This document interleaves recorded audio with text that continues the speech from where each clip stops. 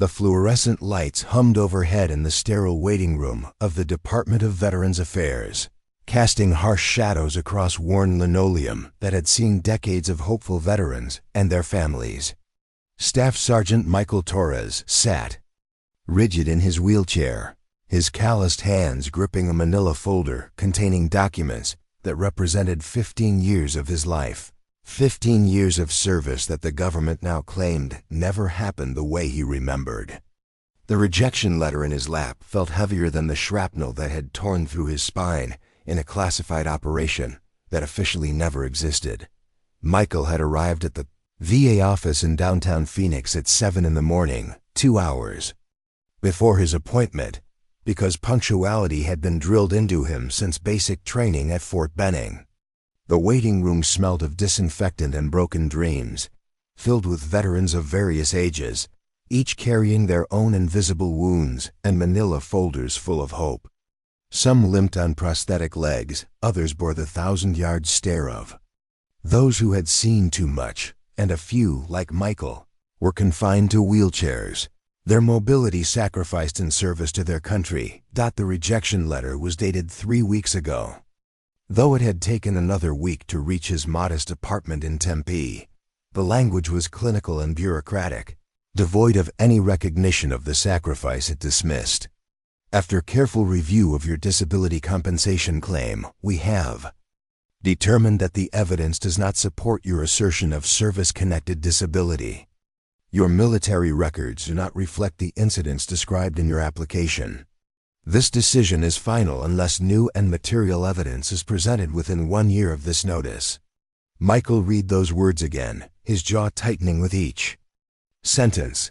The incidents described in his application weren't assertions or exaggerations. They were memories burned into his consciousness with the clarity that only trauma could provide. The night his squad had been dropped into the mountains of Afghanistan on a mission that didn't appear in any official after-action reports. The explosion that had killed 3 of his men and left him paralyzed from the waist down. The months of recovery in a military hospital where doctors spoke in whispers about operations that never happened, and injuries that couldn't be explained through conventional channels. The woman behind the reception desk called his name with a weary tone, of someone who had delivered disappointing news too many times. Michael Torres? Miss Patricia Hoffman will see you now. Michael maneuvered his wheelchair through the narrow hallway, past walls decorated with patriotic posters that felt hollow in the context of bureaucratic indifference. The wheels squeaked slightly, a sound that reminded him daily of how much his life had changed since that night in the mountains. Patricia Hoffman's office was small and cluttered, filled with stacks of case files that represented thousands of veterans seeking recognition for their service and sacrifice. She was a middle-aged woman with graying hair and tired eyes, someone who had probably started her career with genuine intentions to help veterans, but had been worn down by years of bureaucratic limitations and political constraints. Her handshake was firm but brief, a professional courtesy that carried no warmth. "Mr. Torres," she began, settling behind her desk with his file open in front of her. "I've reviewed your case thoroughly, and I'm afraid the decision stands. Your military records simply don't support the claims you've made about your disability. There's no documentation of the mission you described, no after-action reports, no witness statements from other service members. Without official documentation, we cannot approve your disability compensation." Michael felt the familiar frustration rising in his chest, the same anger that had consumed him during the first few months after his injury, when he realized that his sacrifice had been classified out of existence. "Ms. Hoffman, with respect, the mission I was on was classified. The after-action reports were classified. Everything about that operation was classified at a level that your office doesn't have access to. That doesn't mean it didn't happen." Hoffman's expression remained unchanged, the practiced neutrality of a bureaucrat who had heard every story and excuse imaginable. "Mr. Torres, I understand your frustration, but classification levels are not relevant to disability determinations. If the military deemed your service worthy of disability compensation, there would be documentation in your official personnel file. The absence of such documentation strongly suggests that your version of events may not be entirely accurate. The words hit Michael like a physical blow. His version of events. As if his memories of watching his friends die, of feeling his legs go numb as shrapnel tore through his spine, were somehow fabricated or exaggerated. As if the nightmares that woke him every night were products of imagination rather than trauma. He had dedicated 15 years of his life to serving his country, had volunteered for the most dangerous missions, had followed orders without question, and now he was being told that his sacrifice might be imaginary. "I have witness statements," Michael said, pulling documents from his manila folder. "3 other survivors from my unit who can testify to what happened that night. Sergeant Davis, Corporal Martinez, and Private Johnson. They were all there. They all saw what happened." Huffman glanced at the statements dismissively. "Mr. Torres, these statements are not notarized, and more importantly, these individuals are not listed in your official unit roster for the time period in question. According to your personnel file, you were assigned to standard patrol duties. During that time frame, there's no record of any special operations assignments or classified missions." Michael felt his world tilting on its axis. The bureaucratic maze he had been navigating for months was becoming increasingly surreal.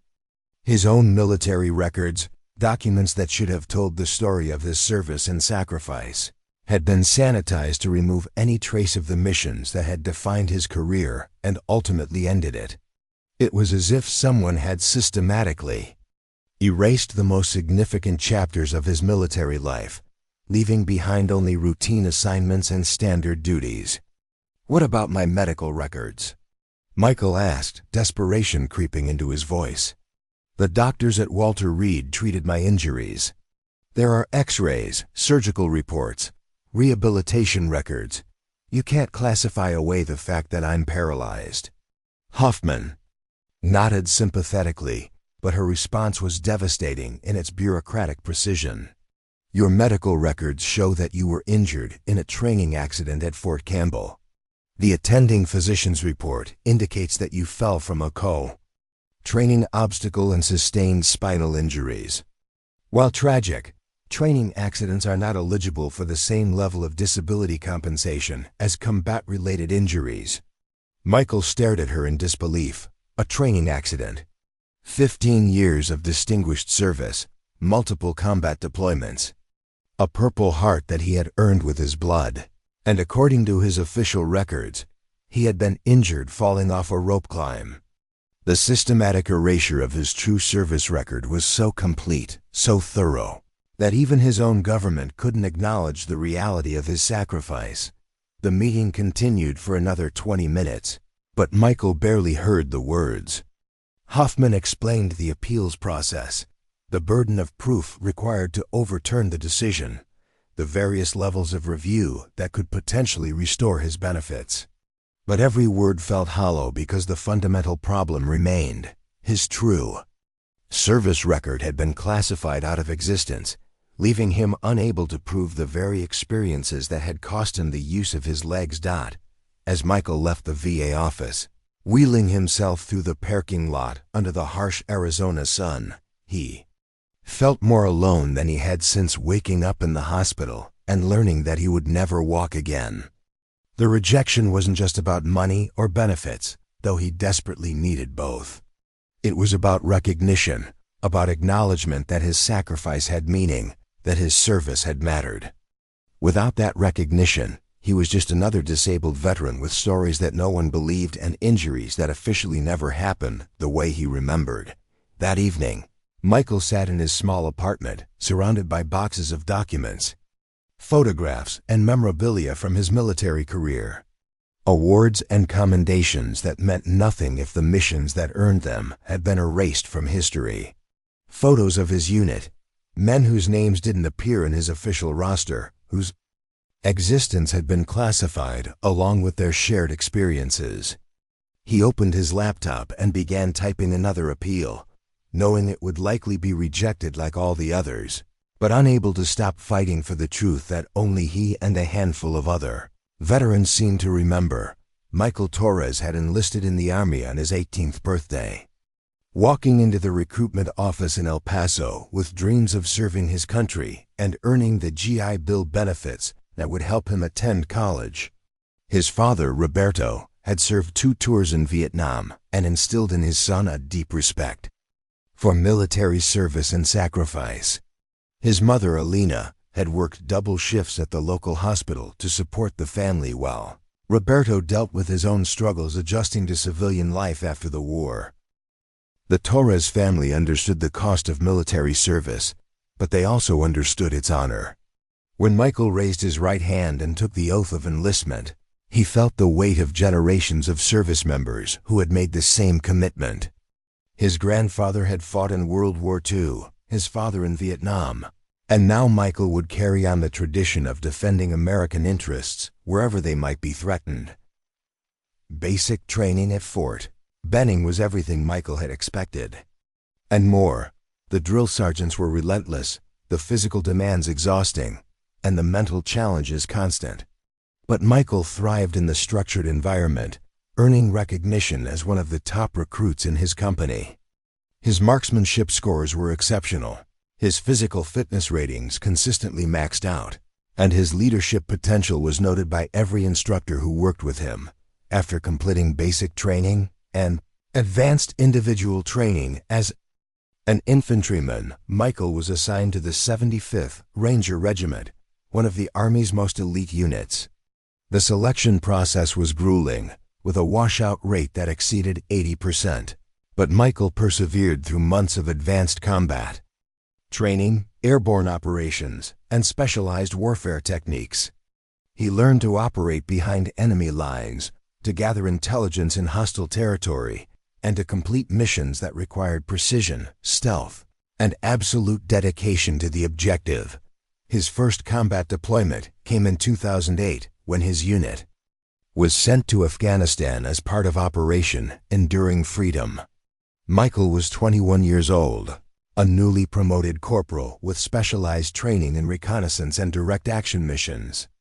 The mountains of Afghanistan were unlike anything he had experienced during training, with terrain that seemed designed to test the limits of human endurance and weather conditions that could kill the unprepared.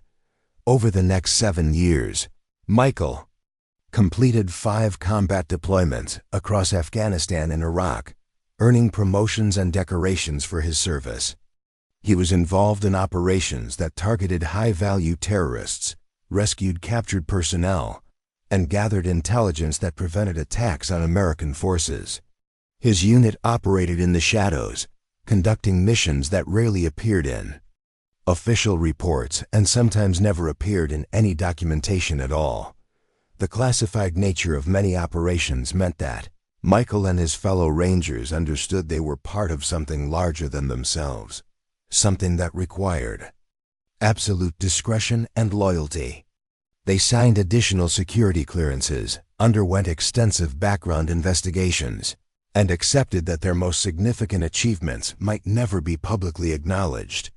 It was a price they paid willingly, understanding that some victories had to remain secret to protect future operations and the lives of those still in harm's way. Michael's service record during this period was exemplary. He earned his sergeant's stripes ahead of schedule, completed advanced courses in combat leadership and special operations, and was selected for increasingly sensitive assignments. His commanding officers noted his tactical acumen, his ability to remain calm under extreme pressure, and his unwavering commitment to the mission and his fellow soldiers. In 2012, Michael was promoted to staff sergeant and given command of his own team within the Ranger Regiment. The responsibility was significant, involving not just the successful completion of assigned missions, but the lives and safety of the men under his command.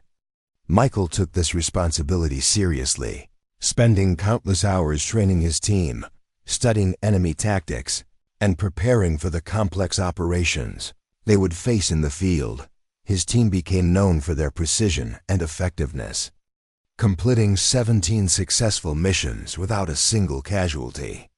They operated in some of the most dangerous areas of Afghanistan, conducting night raids on terrorist compounds, gathering intelligence on insurgent networks, and providing security for high-level diplomatic meetings.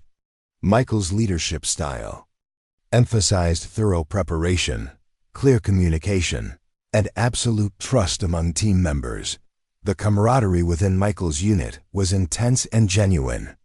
Sergeant First Class David Davis was his second in command, a veteran with 3 previous deployments and an intuitive understanding of combat tactics. Corporal Roberto Martinez was the team's communications specialist, capable of maintaining contact with headquarters under the most challenging conditions. Private First Class James Johnson was the youngest member of the team, but his skills as a marksman and his dedication to the mission made him invaluable during complex operations. These men became more than fellow soldiers.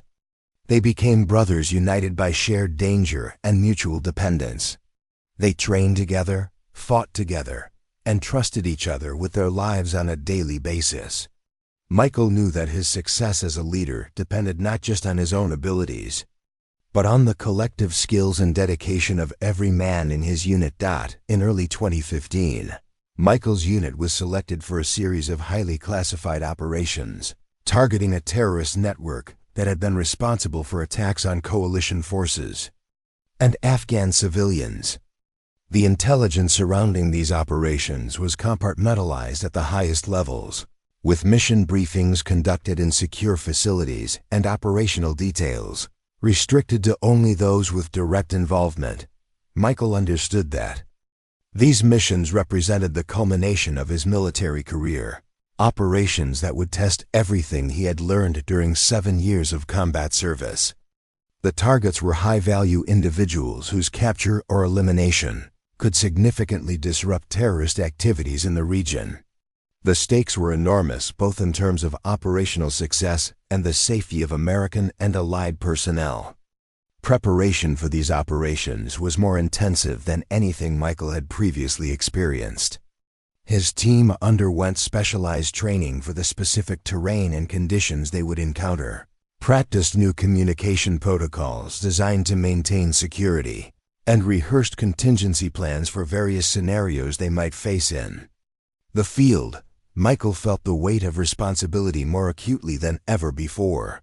His decisions would determine not just the success of the missions, but the lives of his men and potentially the safety of countless others who depended on the file intelligence his team would gather or the targets they would neutralize.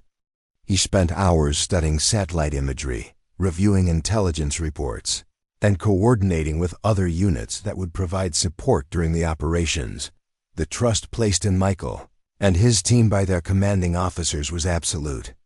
They were given significant operational autonomy, allowed to make tactical decisions in the field based on real-time conditions and their professional judgment. This level of responsibility was both exhilarating and sobering, representing the highest form of confidence that the military could place in its personnel. As the date for the first operation approached, Michael felt a mixture of anticipation and apprehension that had become familiar over his years of service. He had learned to channel these emotions into focused preparation, ensuring that every detail was considered and every contingency planned for. His team was ready, their equipment was tested and prepared, and their mission was clear. Michael had no way of knowing that this operation would be his last, that the mountains of Afghanistan held an encounter that would end his military career and begin a battle with his own government that would test his resolve in ways that combat never had. He approached the mission with the same dedication and professionalism that had defined his entire military career, unaware that the classified nature of the operation would later make it impossible to prove that it ever happened at all. The call came at 0347 hours on a Tuesday morning in March 2015. Michael was jolted awake in his quarters at Forward Operating Base Chapman by the distinctive ring of the secure communication system that meant only one thing: immediate deployment for a classified operation. He rolled out of his bunk with the practiced efficiency of a soldier who had answered dozens of similar calls over the past 7 years. But something felt different about this one. The urgency in the communication officer's voice carried an edge that suggested this mission was unlike the routine operations his team had been conducting. Within 30 minutes, Michael and his team were assembled in the secure briefing room, a windowless concrete bunker buried deep within the base's most protected area. The room was sterile and cold, illuminated by harsh fluorescent lights that cast sharp shadows across the faces of the men who would soon risk their lives on another classified mission. Major Catherine Blackwood, their commanding officer, stood at the front of the room with a gravity that immediately commanded attention. "Gentlemen," Major Blackwood began, her voice carrying the weight of classified information, "what I'm about to tell you does not leave this room. This operation has been designated Crimson Eagle, and it carries the highest level of classification. Your target is a terrorist cell that has been planning a coordinated attack on coalition forces and Afghan civilians. Intelligence indicates they possess advanced weaponry and have been receiving support from external sources." The briefing continued for over an hour with detailed intelligence reports, satellite imagery, and tactical assessments that painted a picture of an extremely dangerous and well-organized enemy. The terrorist cell was operating from a compound in the mountains of eastern Afghanistan, an area known for its treacherous terrain and hostile population. The mission would require a nighttime insertion by helicopter, followed by a 12-kilometer approach march through mountainous terrain to reach the target. Michael studied the mission parameters with growing concern. The timeline was compressed. The intelligence was incomplete, and the extraction plan relied on variables that could change rapidly in the field. These were exactly the conditions that made special operations both necessary and extremely dangerous. His team would be operating without backup in hostile territory, against an enemy whose capabilities were not fully understood. "Sir," Michael asked during the briefing, "what's our contingency plan if the intelligence is incorrect, or if we encounter resistance that exceeds our expectations?" Major Blackwood's expression remained neutral, but Michael caught a flicker of something in her eyes that suggested she shared his concerns about the mission's parameters. "Staff Sergeant Torres, your team has been selected for this operation because of your proven ability to adapt to changing conditions and complete objectives under extreme pressure. We have confidence in your tactical judgment and your team's capabilities. Standard contingency protocols apply, but the mission priority is absolute. The intelligence gathered from this operation could prevent significant loss of life." The weight of that responsibility settled on Michael's shoulders like a familiar burden. Throughout his career, he had learned that the most important missions were often the most dangerous ones, requiring soldiers to accept risks that would be unthinkable in any other context. The classification level of Operation Crimson Eagle indicated that the stakes were higher than usual, that the information his team might gather could impact operations far beyond their immediate objective. After the briefing, Michael spent the remaining hours before deployment preparing his team and reviewing every detail of the mission plan. Sergeant Davis expressed concerns about the extraction timeline, noting that the helicopter pickup was scheduled for a window that might not allow sufficient time for a thorough search of the compound. Corporal Martinez worried about communication protocols, given that the mountainous terrain could interfere with radio contact with headquarters. Private Johnson, despite being the youngest member of the team, asked pointed questions about the intelligence assessment and the estimated number of hostiles they might encounter.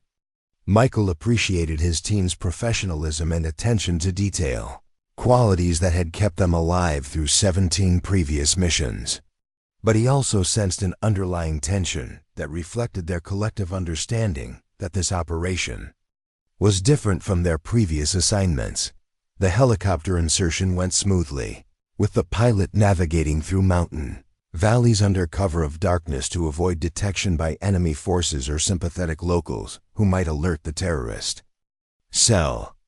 Michael's team fast-roped from the aircraft onto a rocky plateau that served as their insertion point, immediately taking defensive positions while the helicopter disappeared into the night sky. The silence that followed was profound, broken. Only by the wind howling through the mountain peaks. The approach march to the target compound tested every aspect of the team's training and endurance. The terrain was brutal, with loose rock that threatened to send them tumbling down steep slopes, and narrow passages that forced them to move in single file. The altitude made every breath a conscious effort, and the cold penetrated their gear despite the advanced clothing and equipment designed for mountain warfare. Michael led the team through the darkness, navigating by GPS coordinates and terrain, features that had been memorized during the mission briefing. The weight of their equipment, ammunition, and specialized gear made every step a challenge, but the team maintained their tactical formation and noise discipline throughout the 6-hour approach. They were professionals operating at the peak of their capabilities, focused entirely on reaching their objective and completing their mission. As they approached the target compound, Michael felt the familiar combination of adrenaline and focused calm that preceded combat operations. The intelligence briefing had described a fortified position with multiple buildings, armed guards, and sophisticated security measures. Through his night vision equipment, Michael could see that the reality matched the intelligence assessment closely, with sentries posted at strategic locations and defensive positions that indicated the terrorists were well trained and prepared for potential attacks. The compound was larger than expected, with several outbuildings and what appeared to be underground facilities that had not been identified in the satellite imagery. Michael made tactical adjustments to the assault plan, repositioning his team to account for the additional structures and potential hiding places. The element of surprise would be crucial, given that they were outnumbered and operating without backup support. The assault began at 0515 hours, with coordinated movements that demonstrated the team's extensive training and mutual trust. Davis and Martinez approached from the eastern side of the compound, while Michael and Johnson moved in from the west, creating a pincer movement designed to confuse and overwhelm the defenders. The initial contact was brief but intense, with the terrorist guards responding quickly to the threat, but unable to coordinate an effective defense against the Rangers' superior training and equipment. Within minutes, Michael's team had secured the outer perimeter and was advancing toward the main buildings where intelligence indicated the high-value targets were located. The operation was proceeding exactly as planned, with minimal resistance and no casualties among the assault team. Michael felt the satisfaction of a mission well executed, the culmination of months of preparation and years of experience. But as they approached the central building of the compound, Michael noticed something that made his blood run cold. The structure was larger than the intelligence reports had indicated, and there were power lines and communication equipment that suggested a much more sophisticated operation than they had been briefed to expect. The terrorist cell wasn't just planning attacks.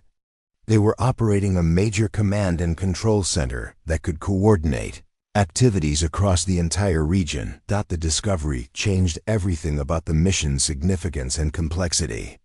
Michael realized that his team had stumbled upon something far more important than a simple terrorist cell, something that would require immediate extraction and detailed analysis by intelligence specialists. But as he prepared to call for early extraction, the morning silence was shattered by an explosion that would change his life forever. The explosion came without warning, a deafening roar that shattered the pre-dawn silence and sent shockwaves through the mountain compound.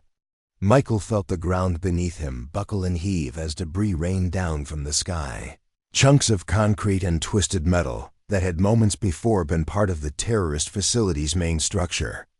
The blast wave hit him like an invisible freight train, lifting him off his feet and hurling him against the rocky wall of a nearby building with bone-crushing force. In the immediate aftermath, Michael's world became a confused kaleidoscope of pain, dust, and ringing silence. His ears felt as though they had been stuffed with cotton, and his vision blurred as he struggled to orient himself in the chaos. Through the settling dust cloud, he could see the compound had been transformed into a scene of devastation, with several buildings reduced to rubble and fires beginning to spread through the wreckage. The realization that his legs weren't responding to his commands came gradually, like a nightmare slowly revealing its true horror. Michael tried to stand, tried to move toward where he had last seen his team members, but his body refused to obey. Looking down, he saw dark stains spreading across his uniform pants, and the sight of his own blood triggered a surge of panic that he forced himself to suppress through years of combat discipline. "Davis!" Michael shouted, his voice hoarse and barely audible over the crackling of flames and the groaning of damaged structures. "Martinez, Johnson, sound off." The silence that followed was more terrifying than the explosion itself, broken only by the distant sound of secondary explosions as ammunition and fuel stores continued to detonate throughout the compound. The smoke and debris, Michael caught sight of movement near what had been the eastern approach route. Sergeant Davis was pulling himself across the rocky ground, his left arm hanging at an unnatural angle and blood streaming down his face from a head wound. Behind him, Corporal Martinez was attempting to establish radio contact with headquarters, his communication equipment damaged but partially functional. "Torres!" Davis called out, his voice strained with pain and effort. "We've got to move. This whole place is going to come down." Michael tried again to stand, putting all his strength into the effort, but his legs remained completely unresponsive. The terrible understanding of his condition began to sink in as he realized that the explosion had done more than knock him down. It had fundamentally changed his life in ways he was only beginning to comprehend. Private Johnson appeared through the smoke, his uniform torn and his face blackened with soot, but apparently uninjured. He moved with the quick, efficient motions of a soldier still operating on adrenaline and training, checking on his teammates and assessing the tactical situation with remarkable composure for someone who had just survived a massive explosion. "Sergeant Torres is down," Johnson reported to Davis, his voice carrying the controlled urgency of a professional soldier dealing with a crisis. "He's conscious but not mobile. We need to establish a perimeter and call for immediate extraction." The young private's ability to maintain military bearing under such extreme circumstances reminded Michael why he had recommended Johnson for commendation after their previous missions. Martinez managed to establish partial communication with their headquarters, though the radio signal was weak and intermittent due to the mountainous terrain and damage to their equipment. The fragmented messages he received indicated that the explosion had been detected by satellite surveillance, but the cause and extent of the damage were unknown. More troubling, the early extraction that Michael had wanted to request was now an absolute necessity, but the original extraction point had been compromised by the blast dot as his team worked to establish security and coordinate their evacuation. Michael found himself thinking with remarkable clarity despite his injuries and the chaos surrounding them. The explosion had not been caused by their assault on the compound. The timing and magnitude suggested something else entirely. Either the terrorists had detonated their own facility to prevent capture of sensitive materials, or the compound had been targeted by another military unit operating in the area without their knowledge. The implications of either scenario were deeply troubling. If the terrorists had destroyed their own facility, it meant they had been willing to sacrifice significant resources and personnel to protect information that must have been extraordinarily valuable. If another military unit had been operating in the same area, it represented a massive failure of coordination that could have resulted in friendly fire casualties. "Martinez," Michael called out, fighting to keep his voice steady despite the pain that was beginning to penetrate his shock-induced numbness. "Get me a communication channel to Major Blackwood. Priority Alpha. Tell her we have critical intelligence that requires immediate debriefing and that we need emergency medical evacuation for wounded personnel. The process of establishing secure communication took nearly 20 minutes, during which Michael's condition continued to deteriorate. The initial numbness was giving way to waves of pain that made it difficult to concentrate, and he could feel his strength ebbing as blood loss took its toll. But his mind remained focused on the mission requirements and his responsibility to his team and the intelligence they had gathered. When contact was finally established with headquarters, Michael was surprised to hear not Major Blackwood's voice, but that of Colonel Richardson, the base commander who rarely involved himself in individual mission communications. The colonel's tone was tense and urgent, suggesting that the explosion had attracted attention at the highest levels of command. Staff Sergeant Torres, this is Colonel Richardson. What is your current status, and what intelligence have you gathered regarding the target facility?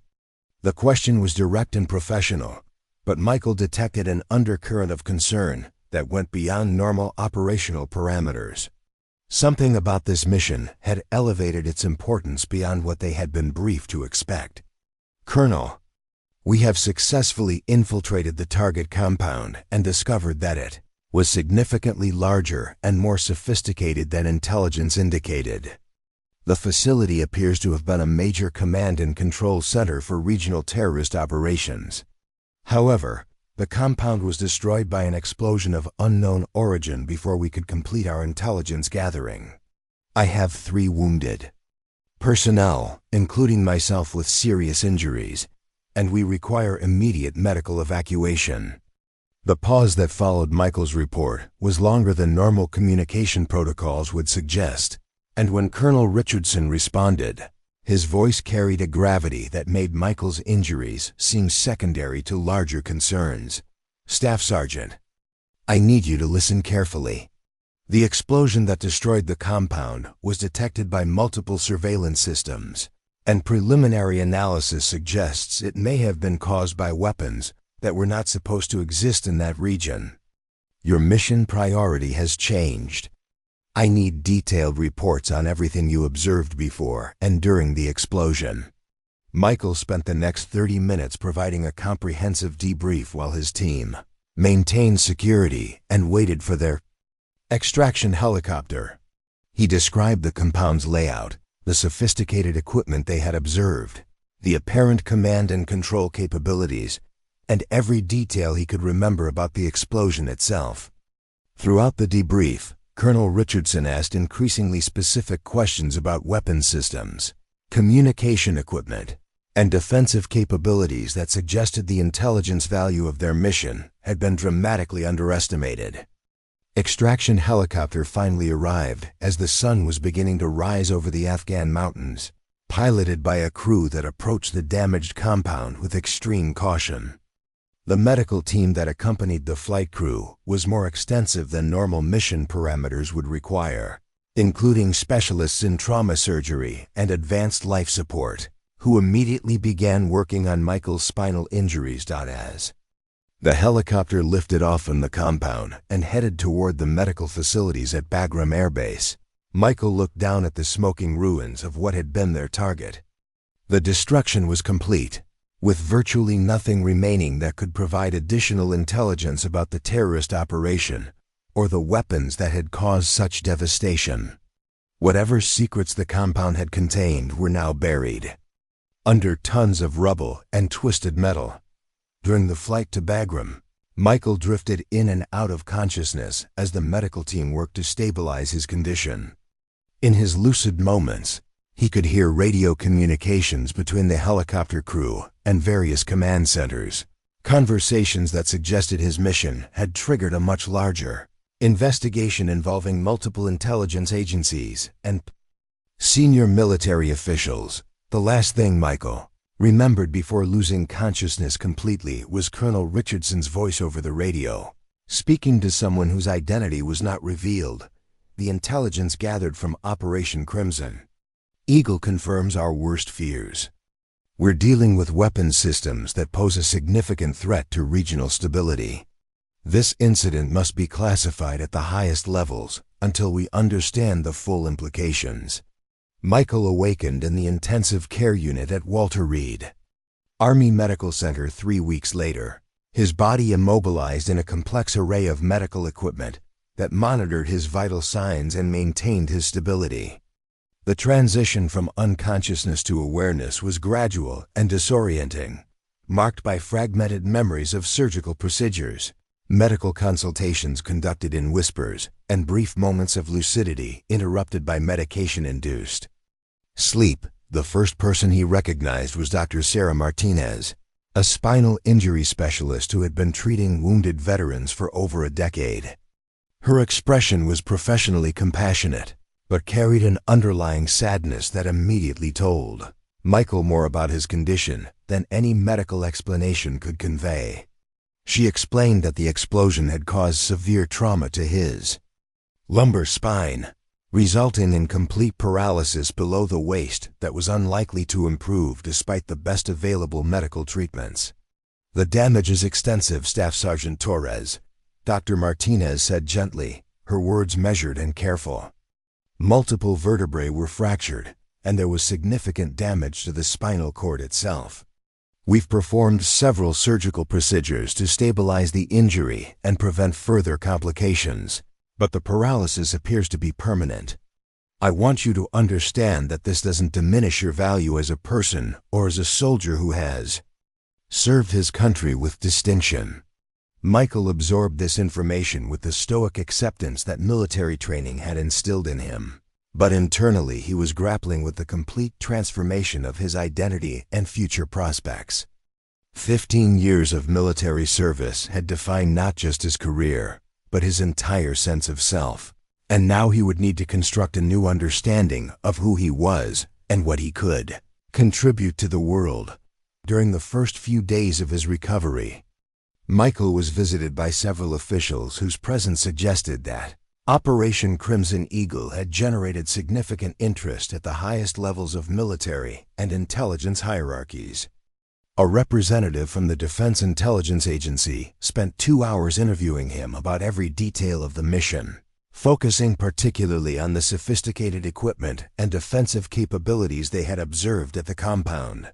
Colonel Richardson arrived from Afghanistan for a personal debrief that lasted most of an afternoon and was conducted under the strictest security protocols.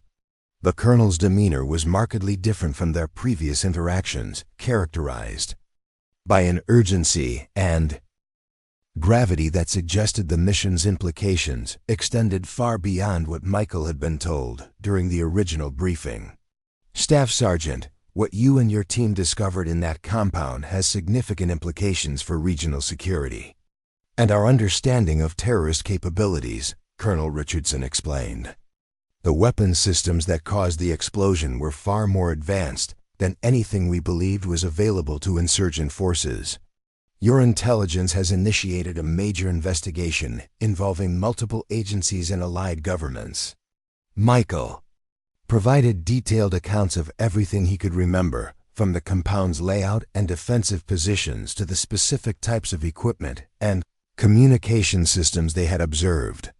Throughout these debriefs, he noticed that officials were particularly interested in any evidence of external support for the terrorist operation, especially technology or weapons that might have originated from state sponsors rather than traditional insurgent sources.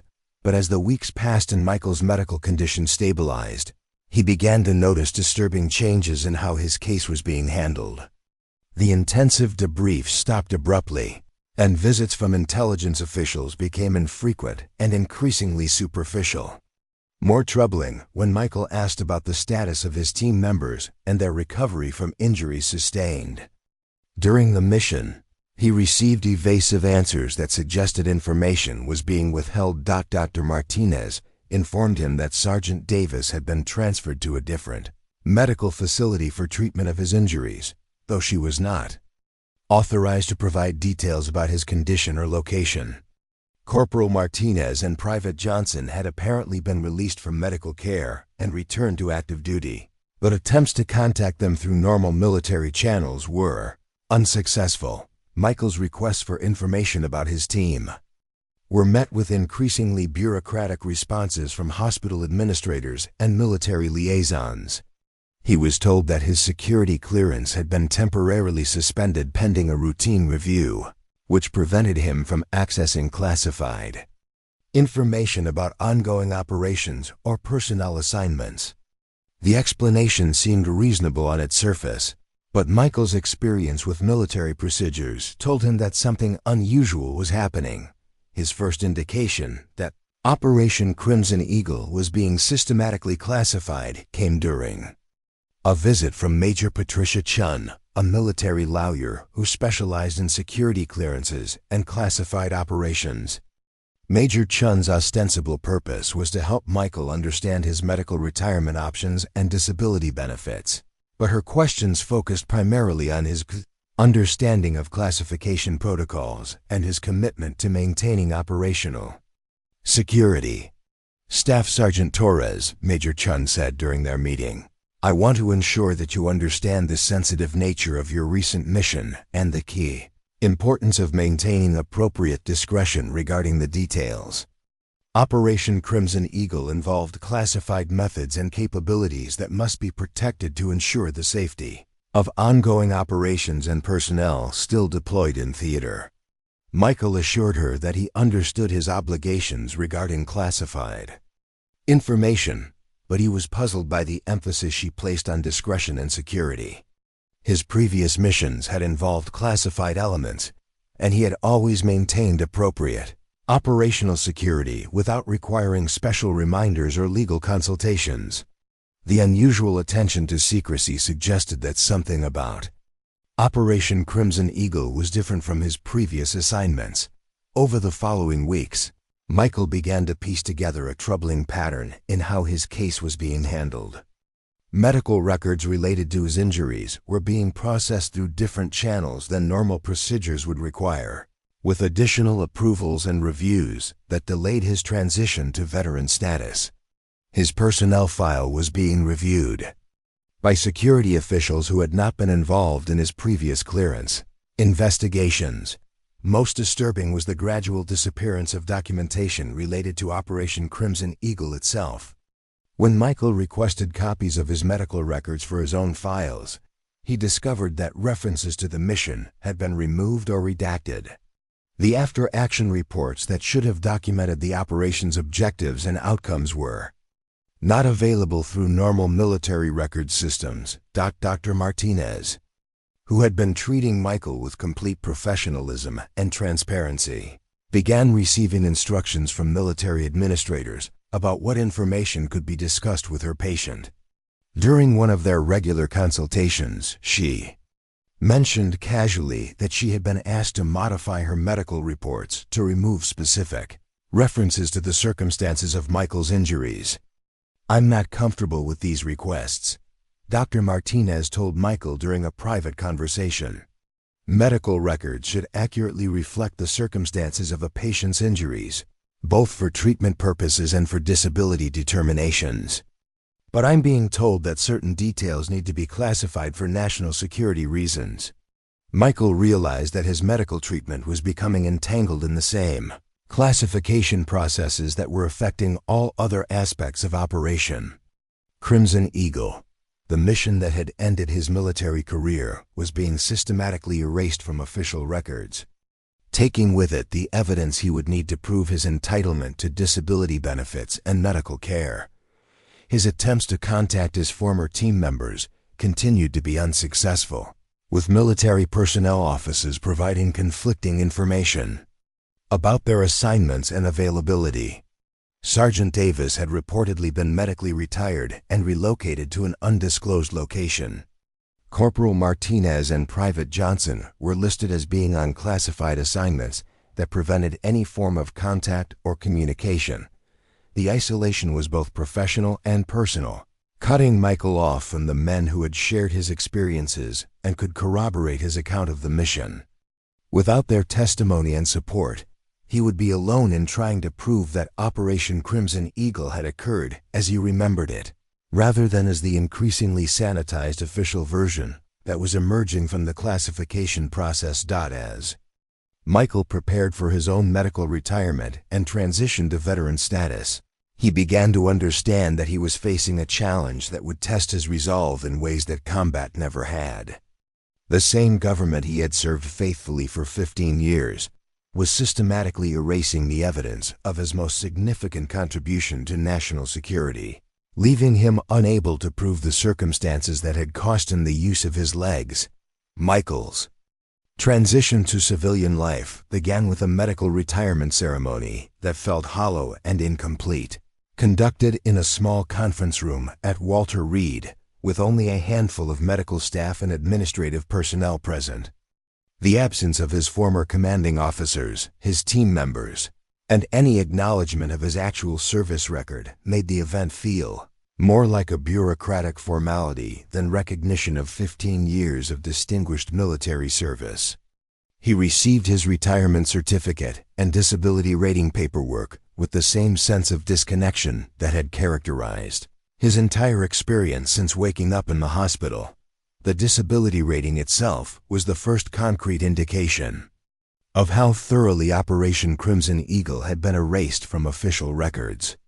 Instead of the combat-related disability classification that his injuries warranted, Michael was assigned a training accident rating that provided significantly reduced benefits and medical coverage. The official determination stated that his paralysis resulted from a fall during routine training exercises at Fort Campbell, Kentucky, an account that bore no resemblance to the reality of his service or the circumstances of his injuries. Michael's attempts to appeal this determination through normal military channels were met with polite but firm resistance from medical review boards and administrative personnel. Every official he spoke with expressed sympathy for his condition, while maintaining that their hands were tied by the documentation available in his official records. Without evidence of combat-related injuries, they could not approve the higher level of benefits that his actual service record would have justified. The apartment Michael rented in Phoenix with his limited disability payments was a stark contrast to the life he had envisioned for his retirement years. Located in a rundown complex that catered to veterans and other individuals with fixed incomes, the one-bedroom unit was barely accessible for his wheelchair and lacked the modifications that would have made daily life manageable. He spent his savings on basic accessibility improvements, knowing that his reduced disability payments would make it impossible to afford better housing or additional modifications.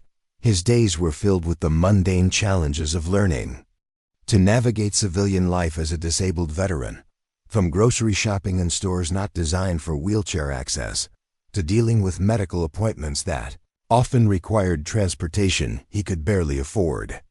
The physical rehabilitation that had begun at Walter Reed continued at a Veterans Affairs clinic, but the focus was on adaptation rather than recovery, accepting the permanence of his condition while learning to function within its limitations. The psychological impact of his situation was more devastating than the physical challenges. Michael had spent 15 years as an elite soldier, part of a brotherhood that valued courage, competence, and sacrifice above all else. Now he was isolated from that community, unable to contact his former teammates, and struggling to prove that his sacrifice had been real rather than the result of a clumsy accident during routine training. His attempts to research Operation Crimson Eagle through publicly available sources yielded no information whatsoever. The mission that had changed his life had been classified so thoroughly that it had ceased to exist in any official capacity. News reports from the time period showed no mention of military operations in the area where the mission had taken place, and military casualty reports made no reference to combat injuries sustained during the relevant time frame. Michael's frustration with the bureaucratic maze he faced led him to seek assistance from veterans advocacy organizations, hoping that experienced advocates might be able to navigate the appeals process more effectively than he could on his own. His first meeting was with Jennifer Walsh, a former Army officer who now worked for a nonprofit organization that specialized in helping veterans. obtain benefits they had earned through their service. Walsh listened to Michael's account of his service and the circumstances of his injuries with the professional skepticism of someone who had heard many stories of bureaucratic incompetence and systemic failures. But as he provided more details about the classification of his mission and the systematic removal of documentation from his records, her expression shifted from skepticism to concern and then to something approaching alarm. "Mr. Torres," Walsh said carefully, "what you're describing isn't typical bureaucratic confusion or administrative error. This sounds like a deliberate effort to classify your service record in a way that makes it impossible for you to prove your entitlement to benefits.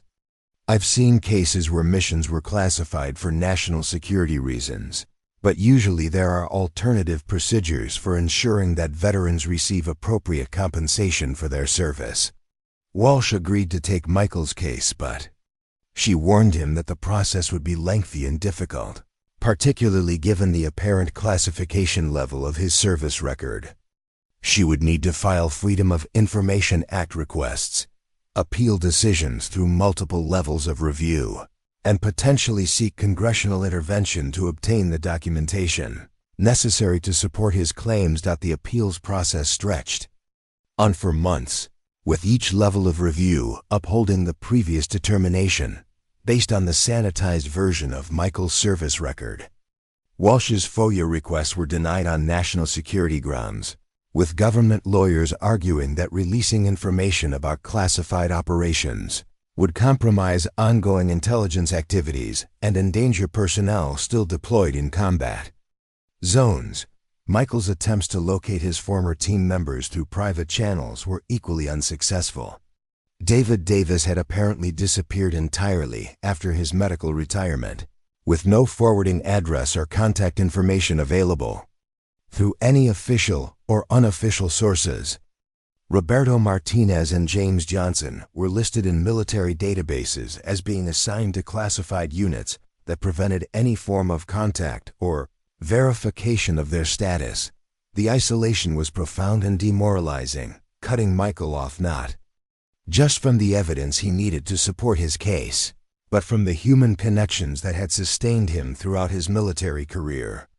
The men who had shared his experiences and could testify to the reality of his service had been scattered or silenced, leaving him alone to fight a battle against a bureaucratic system that seemed designed to deny his very existence as a combat veteran. Financial pressures mounted as Michael's appeal dragged on without resolution.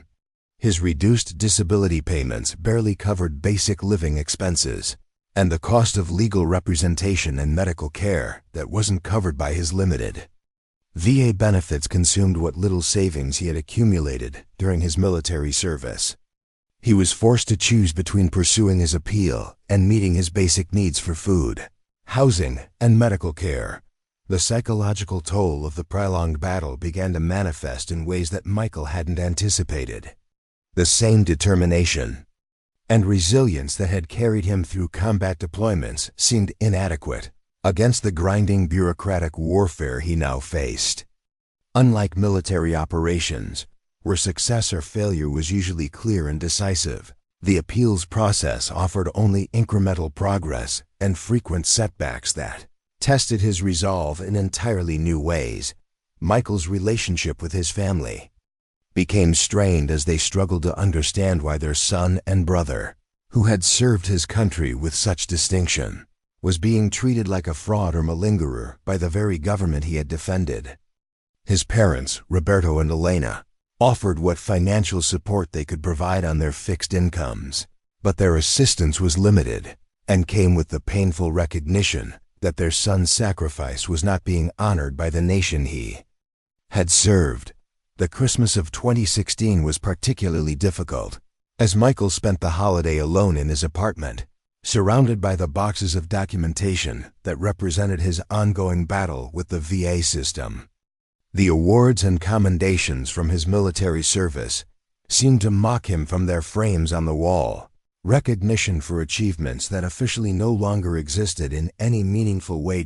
As the second year of his appeals process began, Michael received a notice that would fundamentally change his understanding of the forces arrayed against him. The Department of Defense had issued a determination that certain aspects of his case involved ongoing classified operations that could not be reviewed through normal appeals processes. His case was being transferred to a special review board that operated under different rules and procedures, with no timeline for resolution and no guarantee of a favorable outcome. By the spring of 2017, Michael's situation had deteriorated to the point where he was facing eviction from his apartment and had exhausted nearly every legal avenue available to veterans seeking to appeal disability determinations. His advocate, Jennifer Walsh, had filed appeals with 3 different review boards, submitted congressional inquiries through 2 senators and his representative, and even attempted to involve military legal assistance offices, all without success. The special review board that had taken over his case operated in complete secrecy, providing no updates on their progress and no timeline for a decision.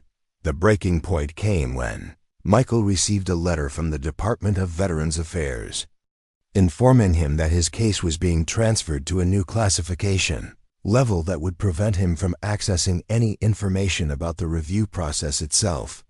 The letter, signed by an official whose name was redacted, stated that national security considerations required that all aspects of his service record related to his disability claim be classified indefinitely, pending completion of an investigation. That could take several years. Michael stared at the letter in his small apartment, surrounded by boxes of documentation that represented 2 years of futile appeals and mounting legal bills. The fluorescent light overhead flickered intermittently, casting shifting shadows across the pages that had consumed his life since leaving the military. For the first time since his injury, he felt completely defeated, not by the physical limitations of his paralysis, but by the systematic destruction of his identity as a veteran who had served his country with honor. That evening, Michael made a decision that would have seemed impossible during his darkest moments in the hospital. He began drafting a letter to the one person in the Defense Department hierarchy who might have the authority and independence to cut through the bureaucratic maze that had trapped him. Secretary of Defense James Mitchell had a reputation for military reform and veteran advocacy that stretched back to his own service as a Marine officer in Vietnam. If anyone in the government would be willing to examine his case objectively, it would be Mitchell. The letter Michael composed was unlike any document he had written during his military career or his subsequent appeals process. Instead of focusing on regulations, procedures, and legal arguments, he wrote directly about his service, his sacrifice, and the fundamental injustice of having his military record erased by the very government he had sworn to defend. He described Operation Crimson Eagle in detail, knowing that the letter itself might be classified, but determined to create a record that could not be easily dismissed or ignored. Michael spent 3 days crafting the letter, revising each paragraph to ensure that his account was both accurate and compelling. He included specific details about the mission that could be verified through intelligence channels available to the Secretary of Defense, information that would demonstrate his credibility and the legitimate nature of his claims. Most importantly, he explained how the classification of his service record had made it impossible for him to receive the medical care and disability benefits that his injuries warranted. The process of mailing the letter required careful consideration of security protocols and potential legal consequences. Michael understood that sending classified information to unauthorized recipients could result in criminal charges, even when the recipient was the Secretary of Defense. He ultimately decided to send the letter through official channels, addressing it to Secretary Mitchell's office and marking it with appropriate classification markings that would ensure it received proper handling. For 2 weeks after sending the letter, Michael heard nothing. His financial situation continued to deteriorate, and he was forced to rely on food banks and charitable organizations to meet his basic needs. The irony of an undecorated combat veteran requiring charity to survive was not lost on him. particularly when he knew that his situation resulted from bureaucratic classification rather than any legitimate determination of his service record. Phone call came on a Tuesday morning in April from a staff member in the Secretary of Defense's office who identified herself only as Major Patricia Coleman. Her voice carried the crisp professionalism of a military officer, but also an urgency that suggested Michael's letter had generated significant attention at the highest levels of the Defense Department. "Mr. Torres," Major Coleman said, "Secretary Mitchell has reviewed your correspondence and has directed me to initiate an immediate investigation into your case. We need to schedule a secure meeting where you can provide a detailed account of your service record and the circumstances surrounding your disability claim. This investigation will be conducted at the highest classification levels and will involve direct review of operational records that have not been available to previous appeals boards." Michael felt a surge of hope that he hadn't experienced since his original injury. The involvement of the Secretary of Defense's office represented a level of attention and authority that could potentially cut through the bureaucratic obstacles that had blocked his case for over 2 years. But he also understood that this opportunity might be his last chance to prove the legitimacy of his service and sacrifice. The meeting was scheduled for the following week at the Pentagon, in a secure conference room that required special clearances and escorts to access. Michael traveled to Washington at government expense, the first time since his medical retirement that official transportation and accommodations had been provided for his case. The gesture felt like a small acknowledgement of his status as a culture legitimate veteran rather than a fraudulent claimant. Secretary Mitchell himself attended the initial portion of the meeting, a gesture that demonstrated the importance he placed on Michael's case. The secretary was a tall, imposing man in his 60s, whose bearing reflected decades of military service and leadership. His handshake was firm and direct, and his eyes carried the intensity of someone who had made life-and-death decisions throughout his career. "Staff Sergeant Torres," Secretary Mitchell said, "I've read your letter and I've reviewed what documentation is available regarding your service record. What I've found is deeply troubling, not just in terms of how your case has been handled, but in terms of what it suggests about our classification procedures and their impact on veterans' benefits. I want you to know that this investigation has my personal attention and full support." The debriefing that followed was the most comprehensive review of Michael's service record that had been conducted since his original injury. Secretary Mitchell's staff included intelligence analysts, legal specialists, and medical experts who had access to classified databases and operational records that previous reviewers had been unable to examine. Michael provided detailed accounts of Operation Crimson Eagle and his other classified missions, knowing that his credibility and future depended on the accuracy and completeness of his testimony. During the course of the 8-hour debriefing, Michael learned details about Operation Crimson Eagle that had been withheld from him during his original mission briefing. The terrorist compound his team had attacked was part of a larger intelligence operation involving multiple agencies and allied governments. The weapons that had caused the explosion were experimental systems that had been provided to terrorist groups by a hostile nation seeking to test their effectiveness against American forces. The classification of Operation Crimson Eagle had been driven not just by normal operational security concerns, but by diplomatic considerations involving the foreign government that had supplied the weapons. Acknowledging the mission publicly would have required confronting that government directly, potentially escalating tensions in a region where stability was already precarious. Michael's service record had been classified as part of a broader effort to prevent diplomatic complications, but the most shocking revelation came when Major Coleman presented Michael with copies of his original medical records from Walter Reed, documents that had been altered before being transferred to the Veterans Affairs system.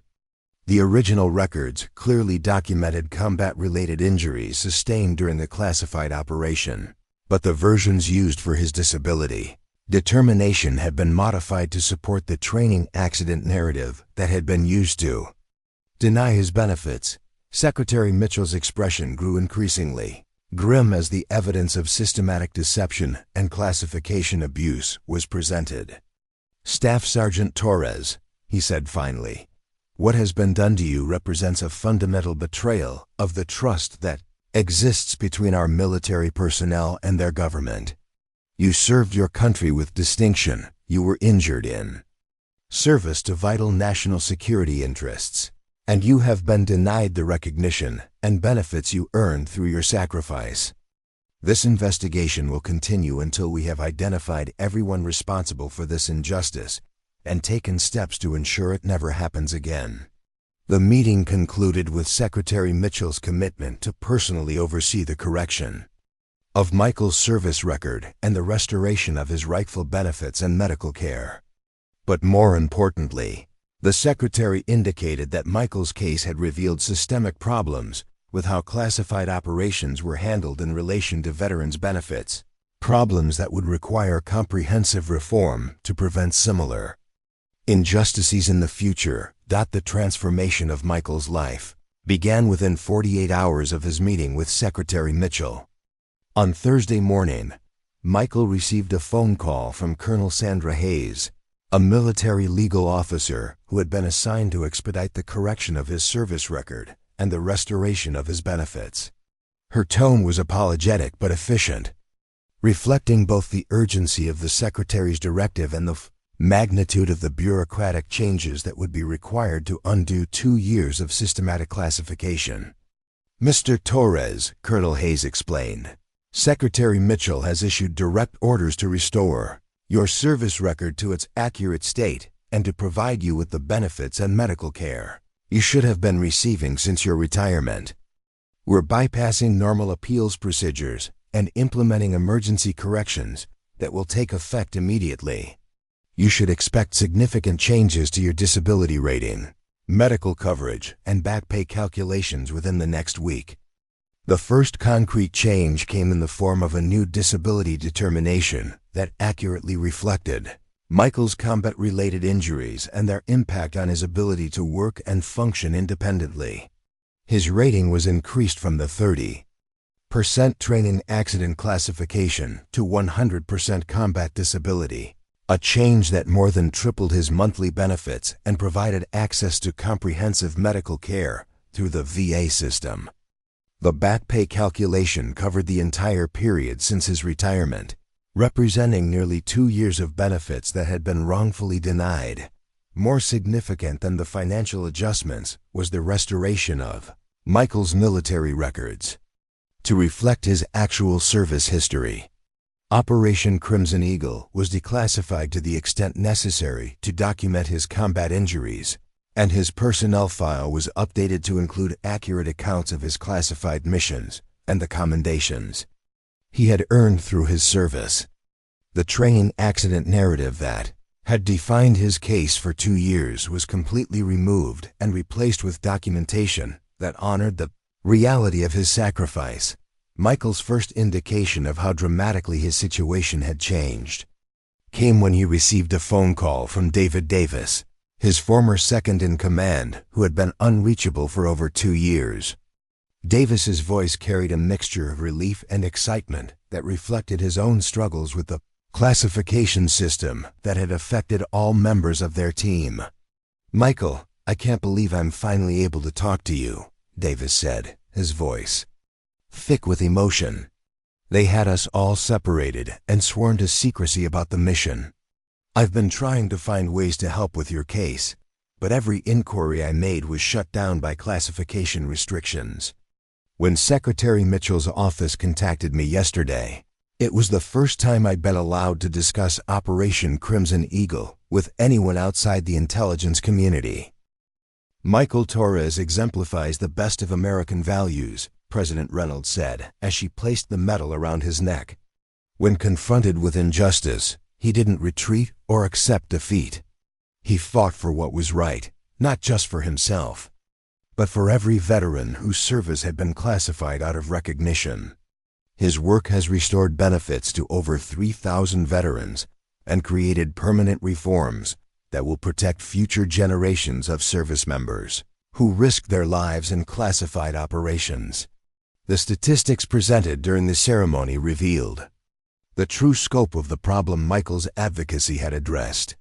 The Veterans Classification Advocacy Center had processed over 4,000 cases since its establishment, restoring nearly $2 billion in wrongfully denied benefits.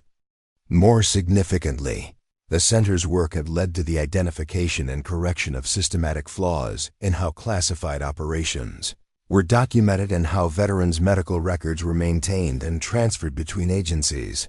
The center's success had inspired the creation of similar advocacy programs within other federal agencies, addressing classification-related problems affecting not just veterans, but civilian government employees who had been injured or traumatized during classified assignments. The Central Intelligence Agency, the FBI, and the State Department had all established special advocacy offices modeled on Michael's center, creating a comprehensive system for protecting the rights of personnel whose service involved classified activities. Dr. Rebecca Martinez, a researcher at the RAND Corporation who had studied the impact of classification systems on veterans' benefits, presented findings that demonstrated the broader significance of Michael's reforms. Her research showed that the systematic denial of benefits to veterans of classified operations had been a problem since the early days of the Cold War, affecting thousands of veterans whose service in intelligence operations, special forces, missions, and classified research programs had been deliberately obscured by national security considerations. The Torres reforms, as they had become known in policy circles, had created the first comprehensive solution to a problem that had persisted for over 70 years. The combination of specialized advocacy, reformed documentation procedures, and congressional oversight had broken the cycle of denial and appeals that had characterized the system for decades.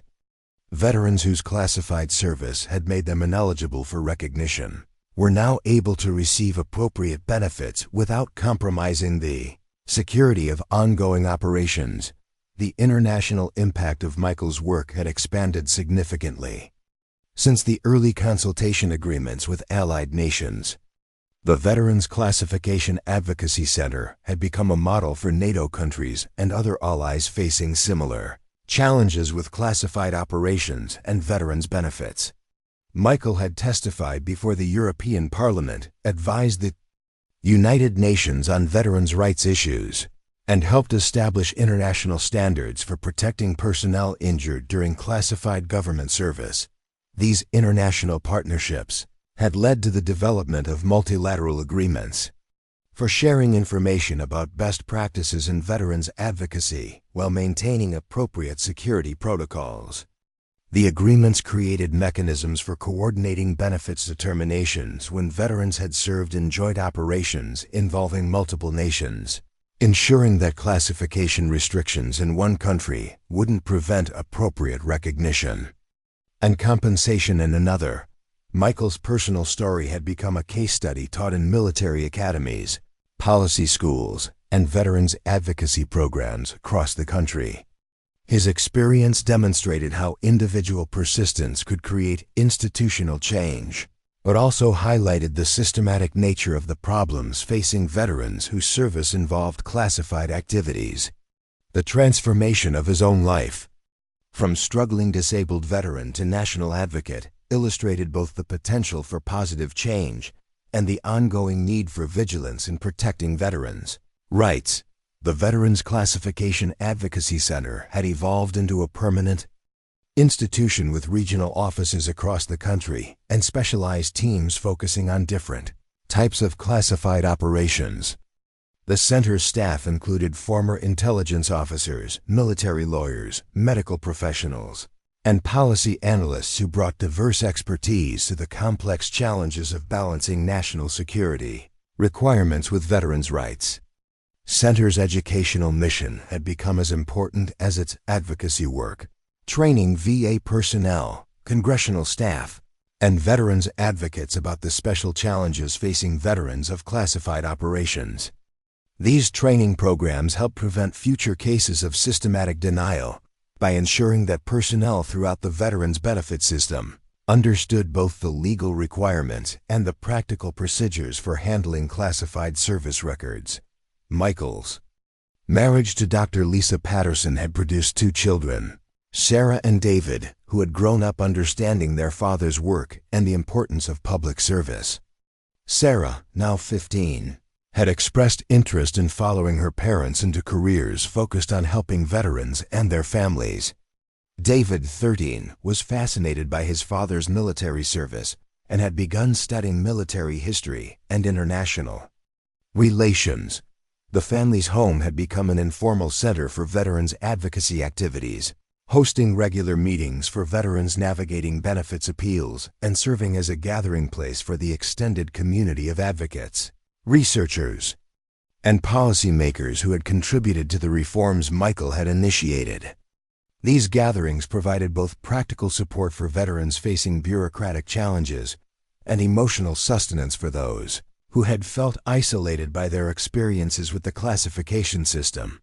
Michael's health had remained stable despite the permanent paralysis from his combat injuries, aided by the comprehensive medical care he now received through the VA system and the adaptive equipment that his restored benefits had made possible.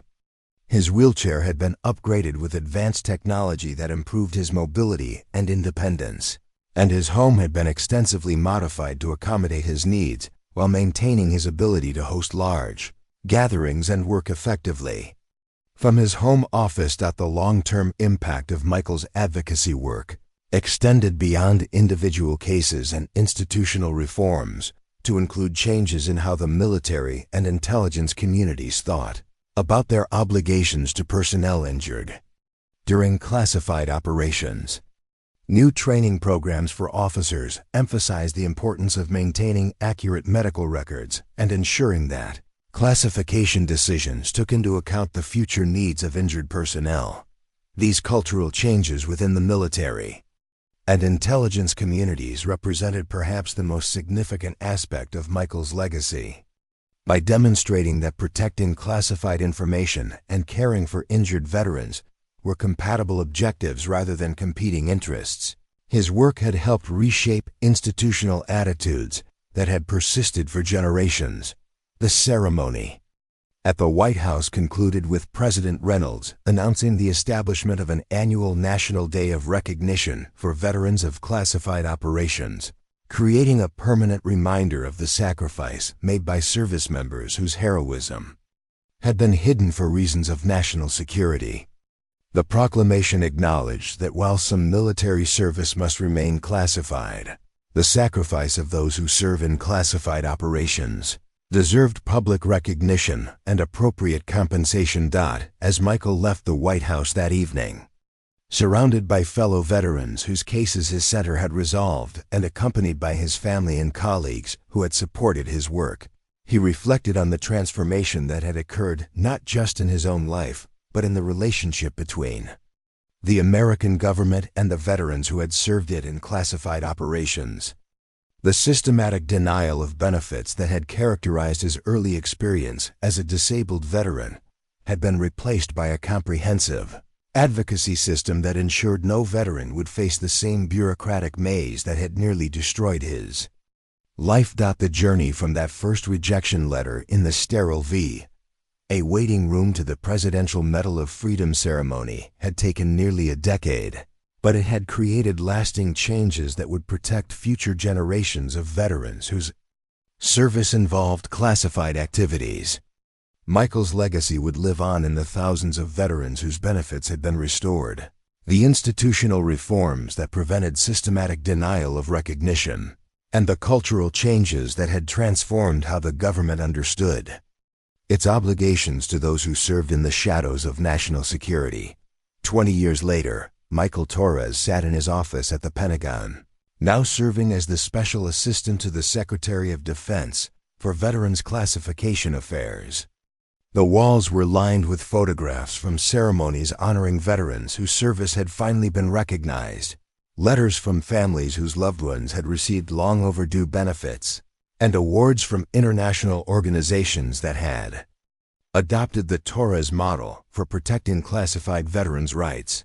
His grandson, Staff Sergeant Michael Torres III, had just returned from his own classified deployment, but unlike his grandfather's experience, his service record was being properly documented to ensure future benefits eligibility. The reforms Michael had fought for were now protecting a new generation of warriors. That morning's briefing included a report that filled Michael with quiet satisfaction. Not a single veteran had been denied benefits due to classification issues in over 5 years. The systematic problems that had once seemed insurmountable had been eliminated through persistent advocacy and institutional reform. Dr. Lisa Torres entered the office, now retired but still volunteering at the advocacy center they had built together. "Ready for the anniversary ceremony?" she asked, referring to the annual event honoring veterans of classified operations.